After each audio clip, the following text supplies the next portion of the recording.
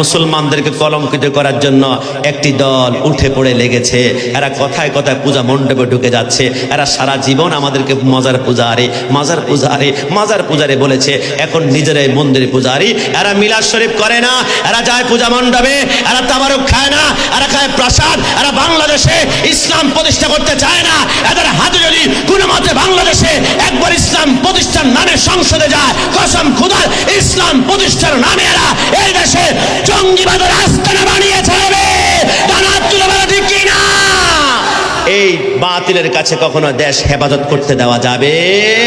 আহলে সুন্নাত ওয়াল জামাত একমাত্র শান্তিপ্রিয় দল। 1450 বছর ধরে আজ পর্যন্ত কোনো কলঙ্কের দাগ নাই। সরকার পরিবর্তন আসবে, সরকার যাবে, সুন্নিরা ফল্টিবাজি করবে না, কারণ এরা তৌহিদি জনতা নয়। আপনি কি জানেন তৌহিদি জনতা এরা কত বড় গিরগিটি পল্টিবাজ? রাসূলুল্লাহর জামানায় এদের নাম ছিল মুনাফিক, এরপর নাম পরিবর্তন করে তাবিদের জামানায় নাম দিয়েছে খারেজি, এরপর নাম পরিবর্তন করে তাবিদের জামানায় নাম দিয়েছে রাফিজি, এরপর নাম পরিবর্তন করে নাম দিয়েছে ওহাবি, এরপর নাম পরিবর্তন করে নাম দিয়েছে তাবলীগ জামাত। বর্তমানে চিন্তা করছে সব জায়গায় কলঙ্ক আর কলঙ্ক, এখন নতুন করে নাম দিয়েছে তৌহিদি জনতা।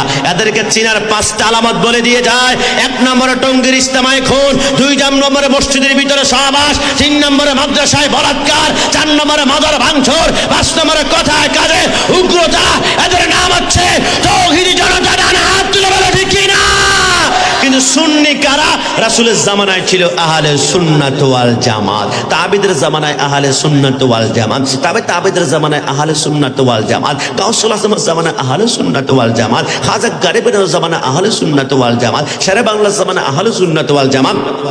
আজকের দিনে আহলে সুন্নাত ওয়াল জামাত, কিয়ামত পর্যন্ত আহলে সুন্নাত ওয়াল জামাত থাকবে। আমাদের উপর হামলা আসবে, ওয়ালা নাবলুওয়ান্নাকুম বিশাইয়্যিম মিনাল খাউফ ওয়াল জু' ওয়া নাকসিম মিনাল আমওয়ালি ওয়াল আনফুসি ওয়াস সামারাত। হকের উপরে থাকলে মাঝে মাঝে সন্তান নিয়ে যাওয়া হবে, হকের উপরে থাকলে মাঝে মাঝে ক্ষুধার যন্ত্রণা চিৎকার করবেন। হোসেন হকের উপরে ছিল, নামাজ পড়েছে, সিজদা করেছে, তারপরে পানি নাই, তারপরে খাবার নাই। আল্লাহ বলে হকের উপর থাকলে তোমাদের উপর মুসিবত আসবে, সবর করো, ইন্নাল্লাহা মা'আস সাবিরিন, সবরকারীর সাথে আমি আল্লাহ আছি। মনে রেখো, আহলে সুন্নাত ওয়াল জামাত করতে হলে বদনাম তোমাকে মাথায় নিতে হবে। কিন্তু সুন্নিদের ঈমান কেউ জীবনে কোনোদিন কিনতে পারে নাই। আমার ভাই হালিম লিয়াকতরা শহীদ করেছে, ঈমান কিনতে পারে নাই। আমার ভাই আল্লামা বাকিবিল্লাহ জালালী রাহমাতুল্লাহ আলাইহি তারা ঈমান কিনতে পারে নাই। আমার ভাই শাইখ নুরুল ইসলাম ফারুকীকে তারা জবাই করে শহীদ করেছে, ঈমান কিনতে পারে নাই। আমার ভাই রইসুদ্দিনের মুখ থেকে পানির বোতল তারা কেড়ে নিয়েছে, ঈমান কিনতে পারে নাই। মনে রেখো, সুন্নিদের